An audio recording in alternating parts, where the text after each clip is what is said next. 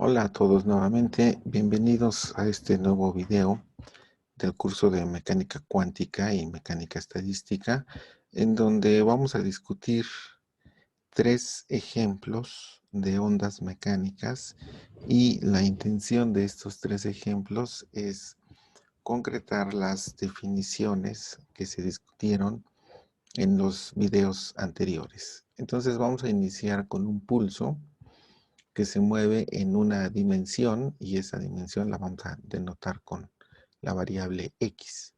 Entonces, considera un pulso de onda cuya expresión matemática está dada por el cociente 2 dividido entre x menos 3t al cuadrado más 1, donde x está en metros y t, que es el tiempo, en segundos. Grafique el pulso para los tiempos t igual a 0 segundos, t igual a 1 segundo y t igual a 2 segundos. Bueno, entonces, para presentar la gráfica de este pulso en los diferentes instantes de tiempo, lo primero que tenemos que hacer es observar que la velocidad del pulso es de 3 centímetros por segundo y es la constante que acompaña a la variable del tiempo. Y la amplitud de este pulso pues es de 2 centímetros y es el valor que está en el numerador de la expresión que me representa a mi función de onda. Bueno, vamos a iniciar en el tiempo t igual a 0 segundos. Lo que tendríamos que hacer es graficar la función en términos de x y considerando que la variable t es igual a 0. Entonces, si en esta expresión hacemos t igual a 0, se reduce al cociente 2 entre x cuadrada más 1.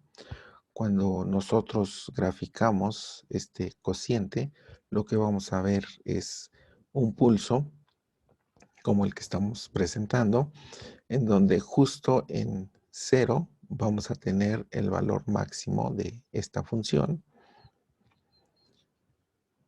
y después va a ir decayendo el valor. Entonces, este es el pulso en el instante de tiempo de 0 segundos.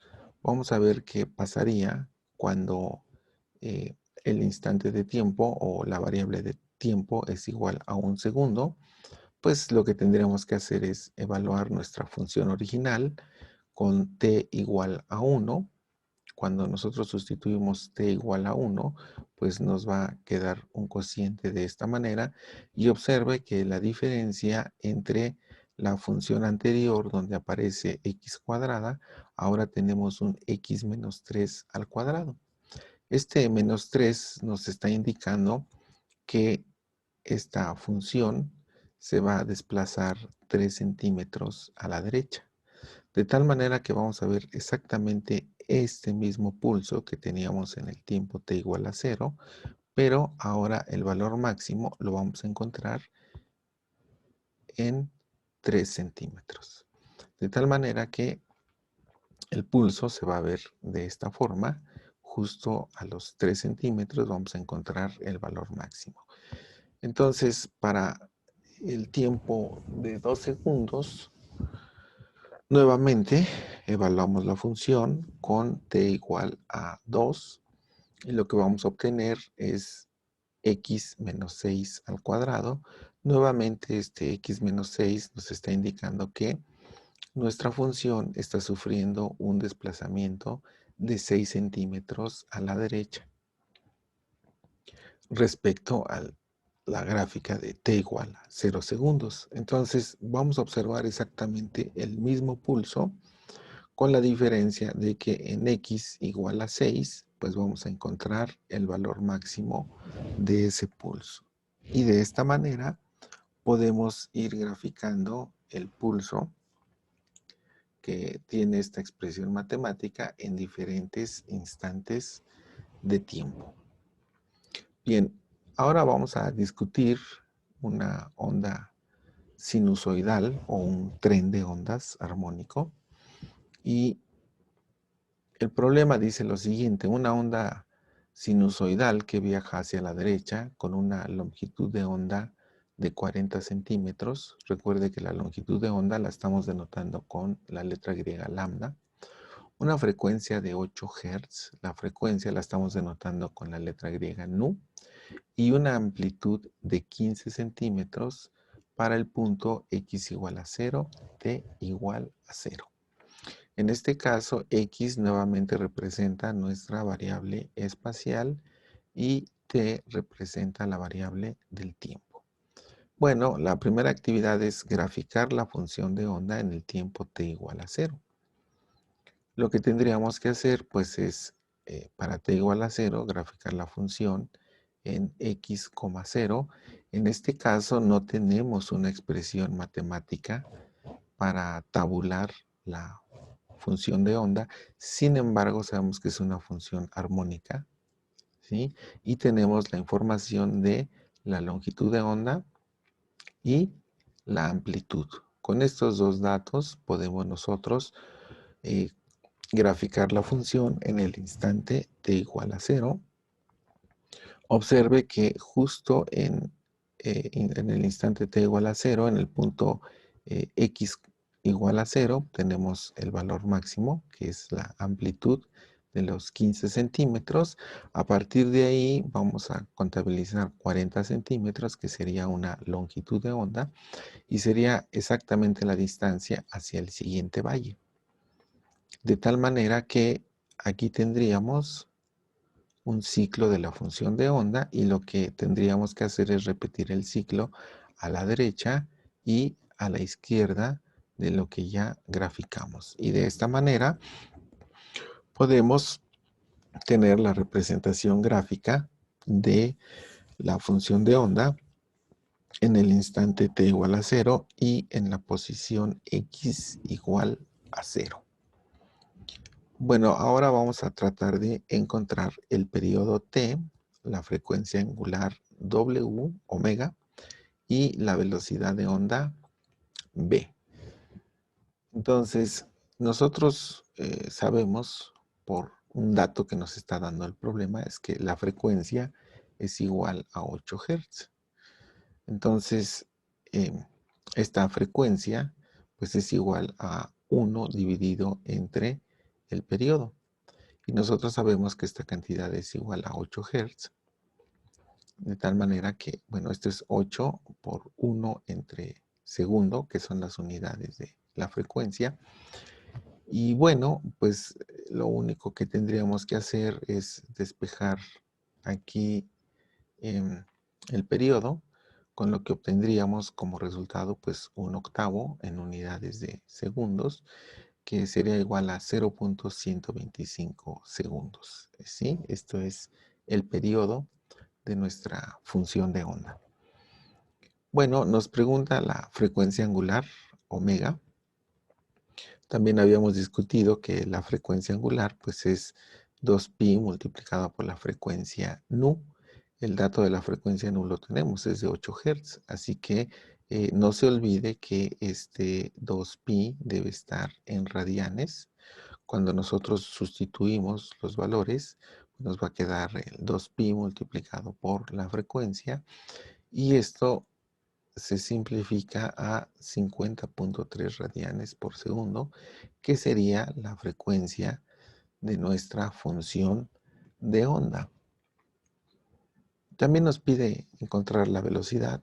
La velocidad de la onda pues es la frecuencia nu por la longitud de onda. Estos dos datos nos los está dando el problema. Lo único que tendríamos que hacer es multiplicar la longitud de onda, que son 40 centímetros, por la frecuencia, que son 8 Hz. Y bueno, con eso vamos a obtener que la velocidad de la función de onda es de 320 centímetros por segundo.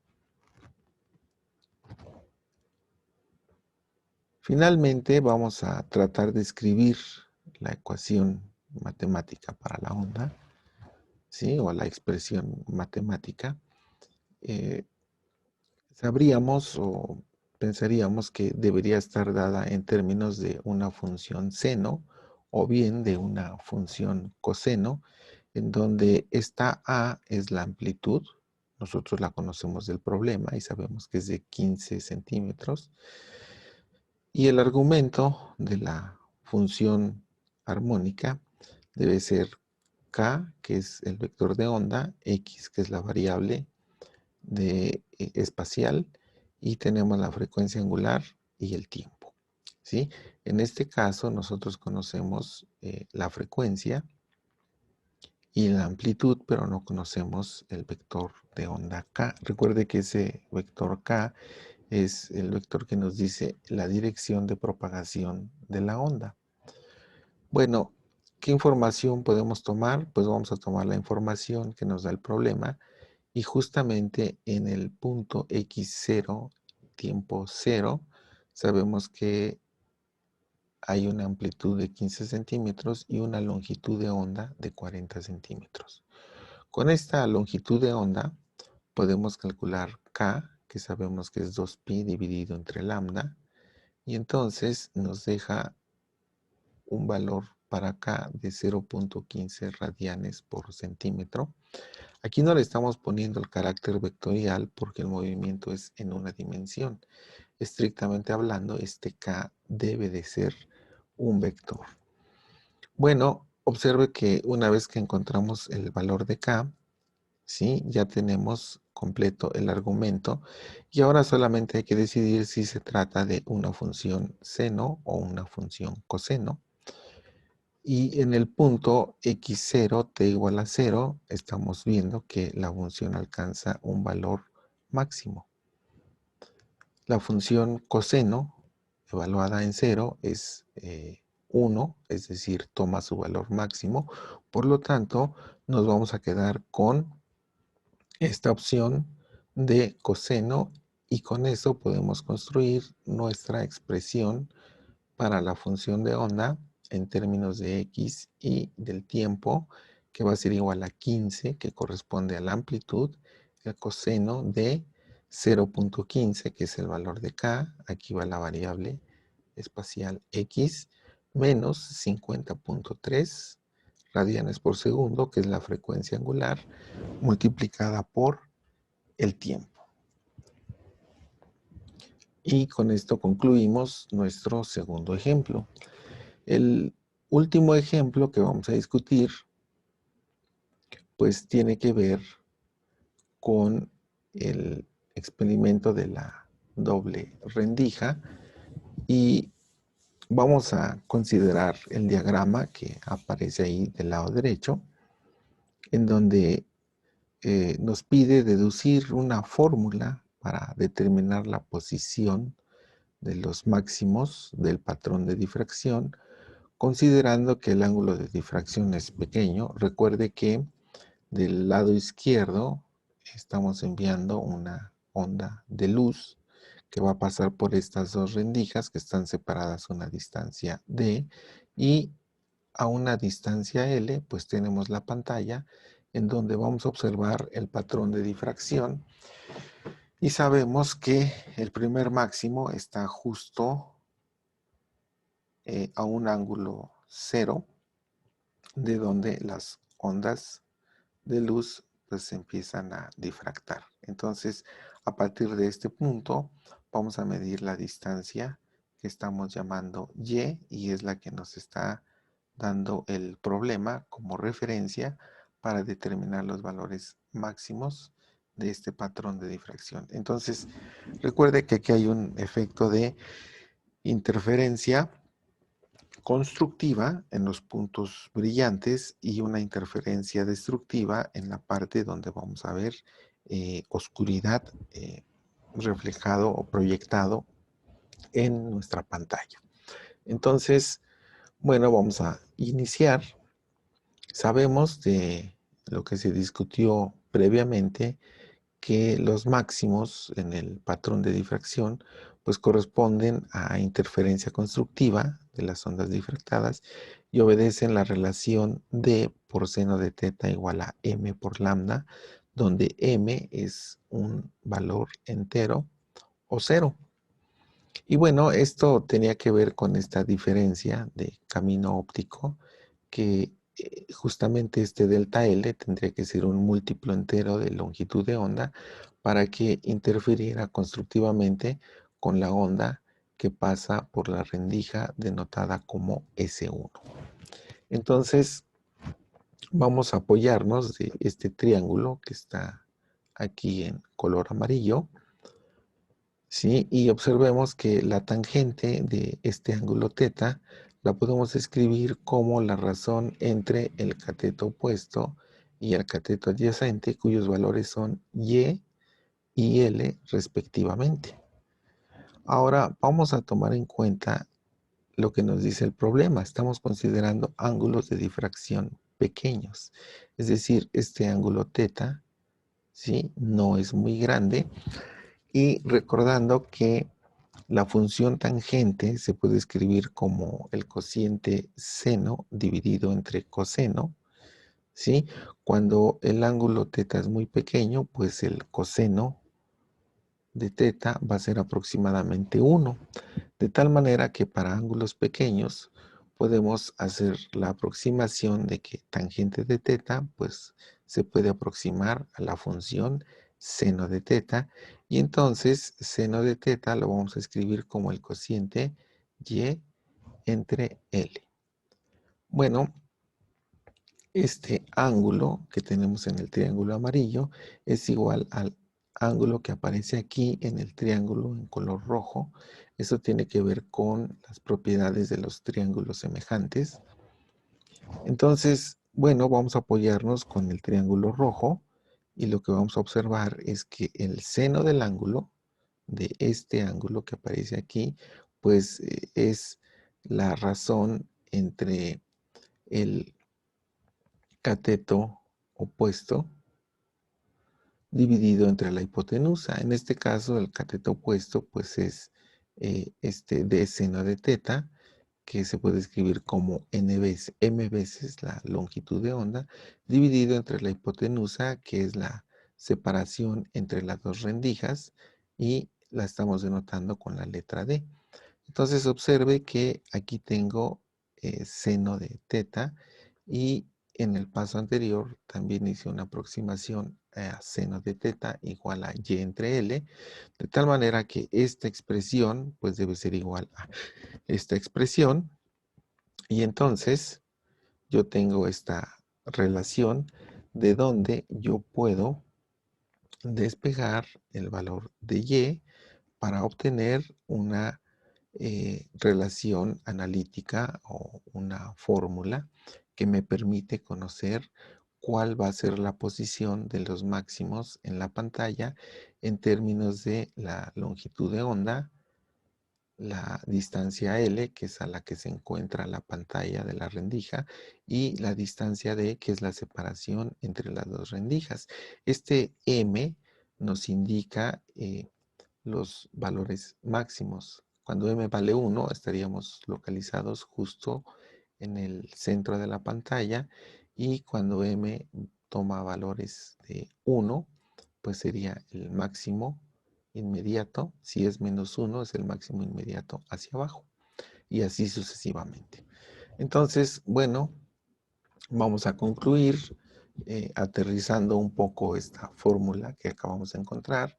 Vamos a considerar que la pantalla está colocada a una distancia de 1.2 metros y que la distancia entre las dos rendijas es de 0.03 milímetros.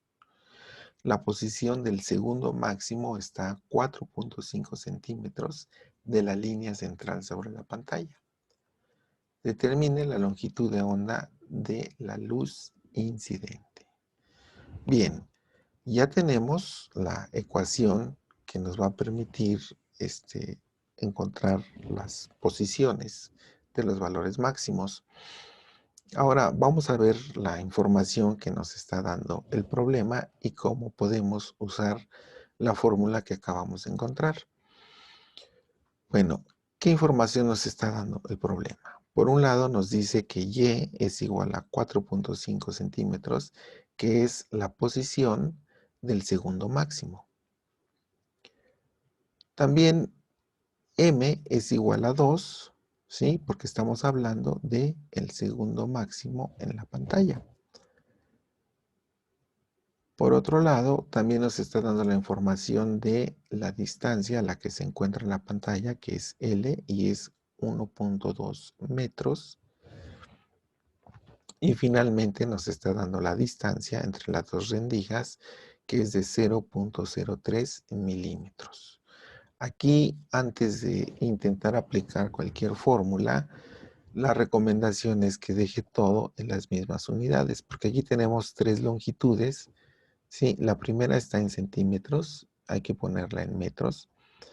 La segunda longitud está en metros y la tercera longitud está en milímetros. Entonces, lo primero que hay que hacer es poner todo en las mismas unidades de longitud. Bien, habíamos encontrado que esta Y, pues es el cociente que tenemos aquí, aunque en esta ocasión el problema nos está preguntando por la longitud de onda de la luz que está incidiendo. Entonces, de esta ecuación despejamos lambda y únicamente nos va a quedar el cociente Y por D dividido entre M por L. Y observe que toda la información pues nos las está proporcionando el problema. Entonces, esta distancia Y en metros, ¿sí? Pues es 0.045. La distancia D en metros, pues es 0.00003. ¿Sí? M es igual a 2 y L, pues es 1.2 metros. Observe que las unidades va a ser, en el numerador tendríamos metro al cuadrado, en el denominador metro. Cuando simplificamos unidades, nos van a quedar unidades de metros, ¿sí? Que son las unidades de la longitud de onda.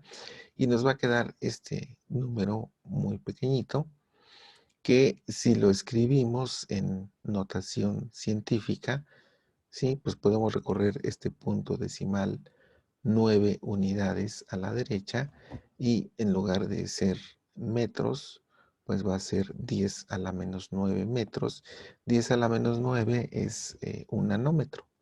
Entonces, cuando hacemos ese cambio, podemos poner una longitud de onda en 562.5 nanómetros, que en nuestro espectro visible, ¿sí? Pues quedaría localizado más o menos en esta posición. Así que en la pantalla deberíamos estar observando un color entre verde y amarillo. Y de esta manera, bueno, concluimos este video.